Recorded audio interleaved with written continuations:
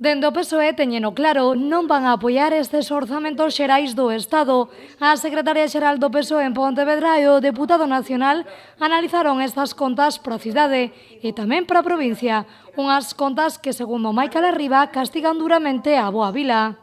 Porque son uns presupostos que tamén en Pontevedra consagran a desigualdade, máis para o IBE 35 e menos para as persoas, e porque para os socialistas sin persoas non hai presupostos válidos, e porque o papel aguanta o todo e despois, como xa sucedeu, non se executa o presupuestado.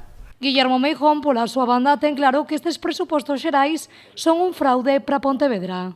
Isto significa que os orzamentos sempre foron un fraude a Galicia por parte do goberno de Mariano Rajoy, colocando cifras que distaban moito da súa execución real, algo que se traslada a Galicia e a todas as súas provincias, e en especial, como lles acabo de decir con exemplos moi concretos, a cidade de Pontevedra. E non soamente para Pontevedra cidade, senón que tamén para toda a provincia. Podemos falar da variante da Estrada, da variante de Caldas, podemos falar das obras pendientes en Vigo. Falemos do que falemos, sempre estaríamos a falar de orzamentos de partidas que xa estaban presupostadas fai moitos anos e que nunca se fixeron realidade.